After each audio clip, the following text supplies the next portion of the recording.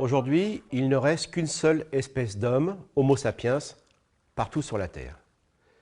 Cette situation, en fait, est tout à fait inouïe, car il y a très peu de temps, c'est-à-dire seulement 40 000 ans, il y avait ici en Europe une autre espèce à côté de la nôtre, les hommes de Néandertal. Alors, qui sont ces hommes de Néandertal? Ce sont les hommes du Nord, c'est-à-dire des hommes adaptés au climat assez froid qui régnait sur l'Europe lors des derniers âges glaciaires, donc entre 200 000 ans et 30 000 ans.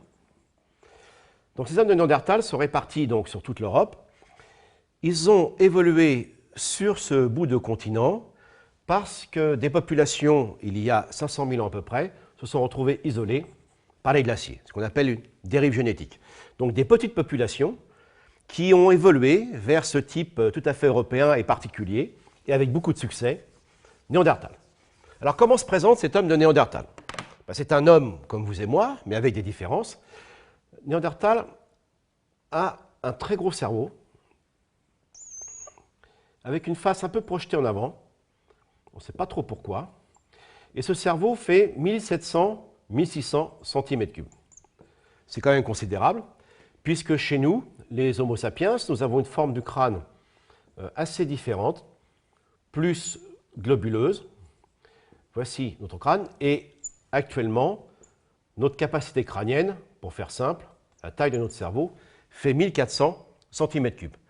Alors, Néandertal et nous, les Homo sapiens, ou Cro-Magnon, qui était contemporain de Néandertal, nous nous séparons vers 500 000 ans. C'est-à-dire que nous avons un ancêtre commun qu'on appelle Homo heidelbergensis. Pardon pour ce nom barbare, mais il était trouvé à côté de Heidelberg. Donc nous avons un ancêtre commun, et nos deux lignées se sont séparées vers 500 000 ans. Au nord, Néandertal, nous au sud, sur l'Afrique, et une partie du Proche-Orient. En fait, Néandertal, c'est l'espèce qui a été la plus proche de nous dans toute l'histoire de la vie. Alors sa disparition, évidemment, rend cela encore plus énigmatique. Alors nous, comme on vient du sud, nous avons tendance à avoir une morphologie plus longiligne, ce qui permet de mieux évacuer la chaleur. Donc ça, c'est l'homme actuel. Enfin, pas tous, bien sûr.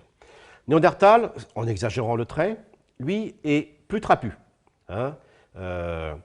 Il a une forme du corps qui est plus je ne dirais pas en tonneau, c'est un peu exagéré, mais en tout cas, ses membres sont sensiblement plus courts.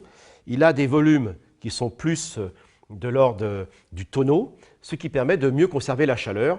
Ça s'appelle la loi de Bergman. Alors, personne ne le verrait dans la rue, hein, mais ce sont des adaptations. Donc, on a bien l'homme du Nord et l'homme du Sud. On a des données sur la génétique, ce qu'on appelle la paléogénétique. On extrait de l'ADN fossile d'ossements de Néandertal, et depuis quelque temps, on sait que ces hommes de Néandertal eh bien, avaient la peau claire, étaient certainement blonds ou roux, et très possiblement avaient les yeux bleus. Tandis que nous étions à l'époque plus basanés.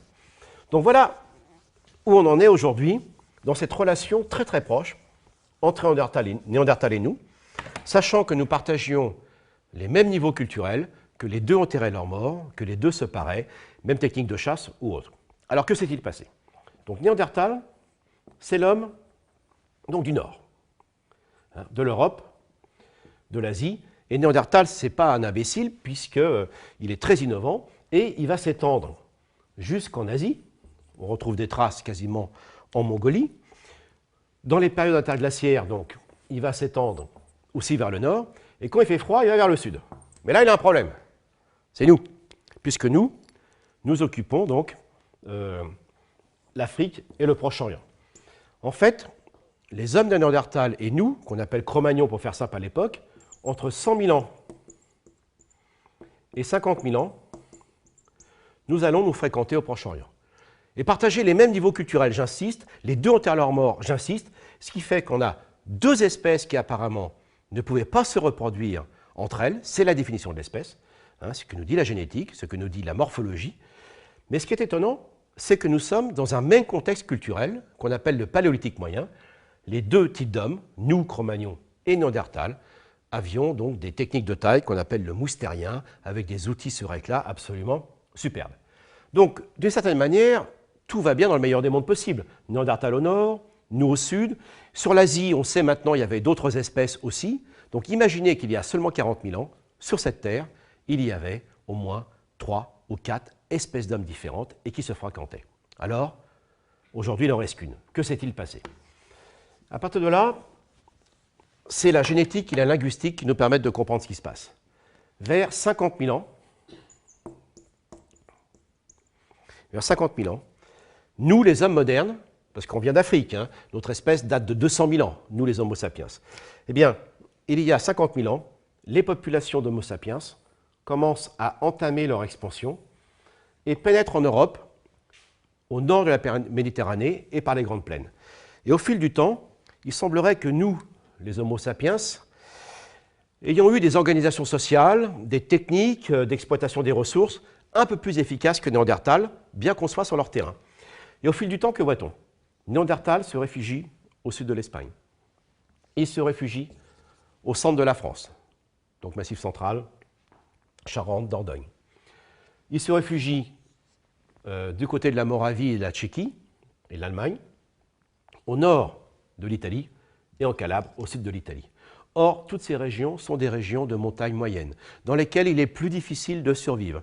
Que s'est-il passé? Au fil du temps, nous, les Homo sapiens, avons pris les terrains les plus favorables pour la chasse et les ressources, et Néandertal ne peut que reculer. Alors ça a duré longtemps quand même, hein. Ça n'a pas été un génocide, ça n'a pas été une conquête organisée.